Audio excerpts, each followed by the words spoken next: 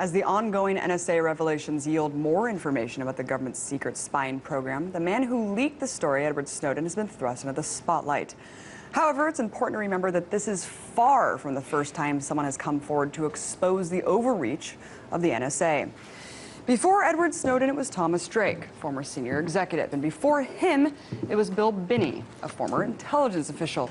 But before Binney, the very first person to claim the title of NSA whistleblower is a man you've probably heard the least about. His name is Russell Tice, and he served 20 years within various government intelligence agencies, including the NSA. In 2005, Tice blew the whistle on the NSA engaging in unlawful and unconstitutional surveillance of American citizens. So here to tell us his story and why he thinks that Snowden's leaks are just barely scratching the surface, Russ Tice, thank you so much for coming on. Thanks for having me on. What did you see that made you come out and blow the whistle initially?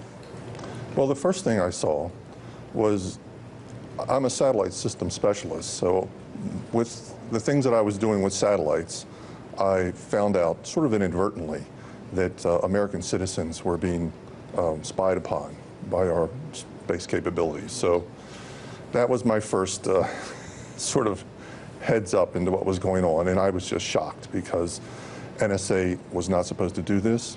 It was against regulation, it was against the law, it was against our Constitution. So it was sort of a come to Jesus moment for me. Sort of a wake-up call there. You've alleged that the NSA abuses go far beyond what people are even talking about right now. How far does it go, Russ? Well, it goes very far because initially what I saw was they were targeting news organizations. They were targeting U.S. companies that did international business. They were looking at financial institutions.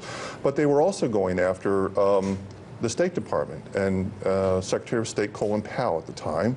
And they were going after high-ranking military generals, and that was just with my space capabilities that I saw. Now later, when I got together with colleagues, and we started to put together the terrestrial side, that's the side that is being done with all those nodes all over the country with the fiber optics and that sort of thing, then we found out that it got much worse. Because, and this was just the phone that we were looking at, but it was also being done at the email level, but that wasn't the information I was getting. The information I was seeing were phone numbers that were being plugged into a system that was going after people's phone numbers and associated numbers, and a lot of numbers I wasn't even sure, but they went after law firms and lawyers. They went after more generals. General Petraeus was one of the guys. It seemed like right about that 3-star level was they were going after admirals and generals. They went after the Supreme Court, of which I held Judge Alito's paperwork in my hand, numbers associated with Judge Alito that someone had put into the system that NSA used to spy on Judge Alito. And let's just break this down a little bit, because these are explosive allegations right now that I have not heard anyone talk about before, that there were actually orders that you personally saw in your hands to wiretap Judge Alito, high-ranking intelligence officers, David Petraeus, Barack Obama. Wannabe Senator Barack Obama. At that time, he wasn't even a senator. He had won his primary in Illinois, and I think maybe the catalyst, and I'm not sure, was the fact that he had just done a big speech at the Democratic convention. Now, I was at that time a lifelong Republican. I didn't even watch the Democratic convention. So at the time, the significance of it really didn't hit me until later. I mean, I did look up, well, who's this guy, Barack Obama? Well, okay, he made a speech, blah, blah, blah. But then, of course, later, things, started to, come into play that this is our future president of the United States. And you've also said that this is not just in their congressional offices. I mean, we're talking about home surveillance and personal. Correct. This would be, for a senator or a congressman, it would be personal phone numbers associated. It would be, and a lot of the times I could not tell because a lot of the numbers were unlisted. And we would go to try to reverse to find out where these numbers were. And we were being very careful about it because we didn't want too many people to figure out how we were doing that. But we would find that it would be associated with family members, especially wives or spouses, the other direction. But it would be their district office. If it was a congressman for whatever state, they'd have 2 or 3 or 4 little district offices back home. So it would pervasive. be very, yes, it would be very I guess the next inclusive. question is, who was administering the surveillance? That's a good question. I don't know the answer to that. It looked like the plugging in of these phone numbers was being done in the evenings at NSA. So almost it was like being done on the sly, even so that most NSA employees did not know what was going on. Now, a high-level person at NSA told me this was being directed from the Vice President office. That would be Vice President Dick Cheney. Now, I don't know that for sure, but that's what I was told from a very senior person at NSA. So a high-level Bush administration official. I guess the next question is, why? Why was it being done? I mean, the first thing that comes to my mind is blackmail. I don't know the answer to that either. What do you think? I mean, based on your experience, Russ, well, what could the reason be to be wiretapping and spying on people like Obama, Judge Alito, Petraeus? I think you hit the word. You know, to me, I don't know for sure, but that would be a means of control. If you were to look and be able to listen to everybody's conversation for years on end, for a period of time, you could probably find out perhaps some salacious information that could be used to control that individual. Now, you know, if say it's the intelligence community, yeah, I noticed that the intelligence community is not being hit with the sequester, the intelligence budget. Well, how is that possible? Is there some kind of leverage that's being placed on our three branches of government to make sure that the intelligence community gets what they want? In other words, is the intelligence community running this country, not our government? And I guess that begs the question, is there some sort of shadow government at play? I mean, are we talking about the military-industrial complex here? What do you think? As an insider and through all your research and people that you've talked to, who's running the show here, Russ? Well, remember, I don't know for sure. I just know that a whole lot of people got wiretapped. But if I had to guess, I would say it's the upper echelon of the intelligence community that is running this show. And it makes me wonder, people like Dick Cheney, I mean, are they still working behind the scenes? We know that these people have been working behind the administration and behind the scenes for decades. I mean, Kissinger, all these people, they're kind of, who knows? I mean, do you think that they're still vetting people like Obama, you know, to get in the positions that he's in?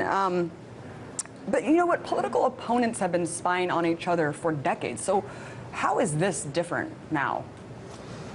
Well, what's different about this is this is at the Orwellian scale. This is the everything scale. This isn't just Richard Nixon going after a few, you know, enemies list. This is everybody and everything. And now NSA, excuse me, NSA is literally tapping every communication, every digital communication in this country. Content, not just the metadata, the content. And when they're saying, well, it's not that far, once again, they are lying. They continue to lie about the full capability. Right. What's your response to Obama consistently saying we're not doing that? The previous president in April of 2004, you know, condescendingly pointed at a camera and said, we only do such things with a court order. Now, I did not know at the time that the president was lying because I did not know how high up, you know, that went. But now we know President Bush was lying, you know, blatantly to the American people. So now President Obama is lying to the American people. Is it because he's being controlled? I don't know. But I certainly know when he was candidate Obama, even though I was a Republican and I heard that he wanted to stop these things and he was going to make sure that we didn't have national security letters just willy-nilly and NSA, I was for Obama, even though I was a conservative. I can't trust anything. I mean, all these politicians just seem like actors. I mean, I call DC Hollywood for ugly people. You can't ever tell what these people really think. But I wanted to go into the media because, really, why do you think the media is in a frenzy over Snowden's allegations? Really, you came out 8 years ago and said almost the same thing, except on a smaller scale, Russ. And really, you've been censored. Tell us your story about trying to get this information out as well. Well, I mean, as I was trying to get the news out, and I was trying to, with Snowden coming out, I figured now was the time to try to tell the rest of the story. Because I've been holding on to this for a long time. And when I went on Keith Urban's show 4.5 years ago, I decided I was going to tell the media that NSA was going after journalists and news organizations, and there seemed to be no interest whatsoever from the media that I was telling that NSA was going after you. So they either considered me a liar, or they considered me, NSA's, oh, this guy must be crazy, or there must be some other interest that was making sure the media was not covering this.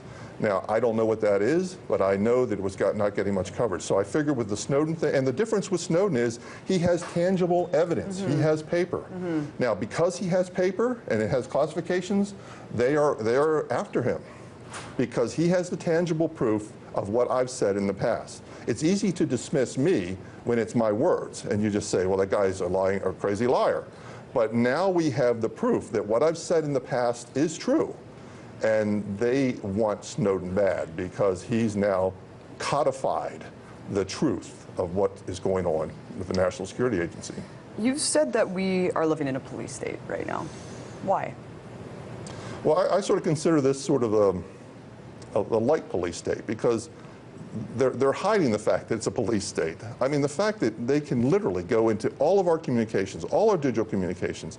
The fact that, it's been disclosed recently that the post office is now doing a cover on every tangible letter that goes to the post office. They're taking a picture of everything. They're looking at the return address, and they're looking at the main address of who's mailing something, and that is also being digitally stored. So every means of communication in this country, everything is being watched by the federal government, and that is Orwellian, and that is a trademark of a police state. Thank you so much. We're going to have to wrap it up now. A lot more to be said. Russ, I'm glad you're in town. I'll have to get you on again soon. Russ Tice, original NSA whistleblower. Thank you.